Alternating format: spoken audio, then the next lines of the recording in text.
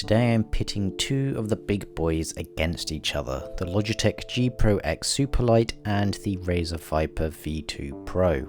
These are the premium tier mice, but which one deserves your money? What are the differences? Which one will make you a better gamer? First, let's take a look at the shapes. The SUPERLIGHT comes in at 125mm long and weighs 63 grams, whilst the Viper V2 Pro is 127mm long and weighs 58 grams. There isn't much deviation between the numbers, and it's not clear what the measurements on the sides are taken at. There are notable differences between the two, which is what makes them more suitable for different grip types. The main difference for me is the size and the location of the hump. With the SUPERLIGHT you're getting a hump that extends from the centre and a bit to the back, giving my palm a nice resting place and a lot of support. With the Viper there's less of a hump and most of it sits in the centre without much towards the back. Another change, which is for me another real decider for comfort in a mouse, is that on the SUPERLIGHT the sides at the top of the mouse remain flat, but on the Viper V2 Pro they go in ever so slightly. The final thing as well is that the mouse 1 and 2 buttons on the Viper V2 hang over the edge, giving less room for my ring and pinky finger. On the SUPERLIGHT the buttons don't hang over the edge, providing much more room. Most of the time those with a claw grip won't really care about the buttons on the side, as their fingers would be positioned further away. So for me, and to sum up the shapes, I would say that the SUPERLIGHT is a better universal design and provides a lot more support, but the Viper is a far superior design for claw grip. With the SUPERLIGHT you have a very soft matte coating. It's incredibly smooth to the touch. This coating for me is fine, I've had no issues with it, but I do think that maybe it is somewhat pushing it in terms of softness, as in some might find that it gets too soft, sticky and slippery. With the Viper V2 Pro though, it's almost the opposite. It's incredibly coarse, and I do mean this in comparison to the SUPERLIGHT. It's not like you're literally touching sandpaper,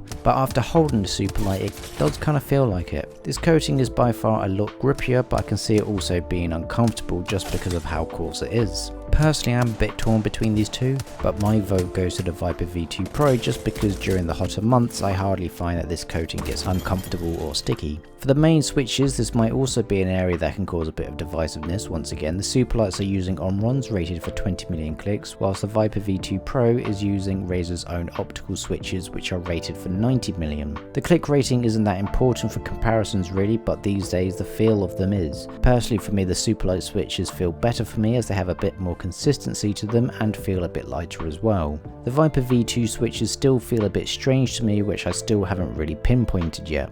I'll give you a sound check.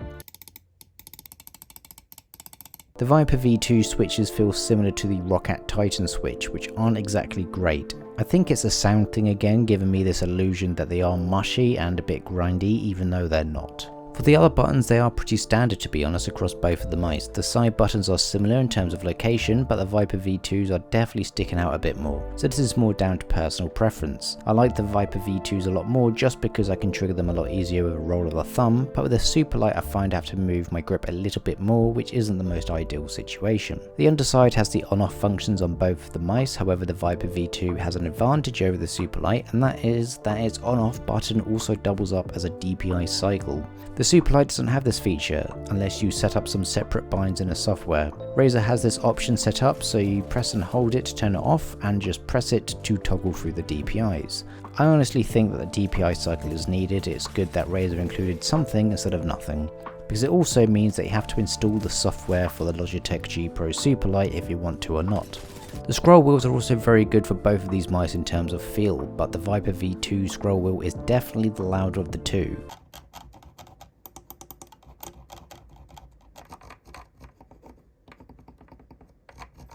If I had to choose though, I would go for the SUPERLIGHT, as the mouse 3 click is a lot lighter and feels a lot more consistent. The mouse feet are both using 100% virgin PTFE. For me the feet are better on the SUPERLIGHT just because the coverage it has. You get a nice meaty pad at the top, and I feel that this is the most used area for mice anyway. It also helps with keeping the balance of the mouse. It's not to say the Viper V2 Pro's feet are bad, because they are most definitely not. It's just that I have to pick between one of the two really. For cable and wireless I would say honestly that the difference in terms of battery life is similar to each other. With the Viper V2 you get around 80 hours of constant motion, and with the SUPERLIGHT you get around 70 hours. Benefit does come down to convenience, and that is heavily weighted towards the Viper V2 because it has the far superior USB Type-C connection. I'm not even going to bother with the SUPERLIGHT. It's using ancient technology that has been found in a Mayan temple dating back to 250 AD. Software is a hard one. Synapse is pretty poor in terms of ease of use and functionality, but because the Viper V2 Pro has a DPI cycle, you don't have to install it at all. Logitech software is a bit better as literally all the options are on one page, but you are somewhat forced to install it if you need to adjust your default DPI. I guess I'd actually go with Logitech with the software. You press the G hub, it loads, and there you go. Synapse is a bit, yeah, well, it's a little bit more complicated than that.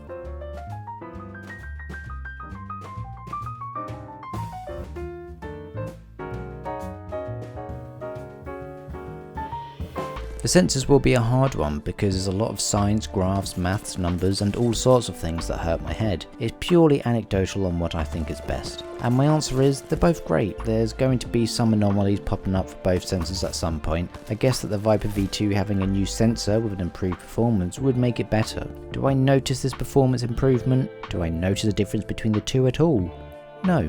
I think the only thing that matters is battery life, and as they're pretty equal in this regard as I mentioned earlier, I guess the only winner from this is us, the consumer, because we both get great mice. For in-game use, it's going to have to go to the SUPERLIGHT because it's a lot more comfortable for my grip, which is incredibly important as I am an old man. But for both of these mice, they really have been great to play with. They're both pretty much flawless mice, so in-game I really don't have much to complain about in terms of quality, performance or anything. The only complaint is the shape for the Viper V2, which is really just dictated more by personal preference than anything. Now for the part that stings. These prices come from their websites directly, as there does seem to be a bit of inconsistency when looking at various websites, so this is what they have theirs priced at. For the SUPERLIGHT, you're looking at around about $160, £140 or 160 euros at the time of this video.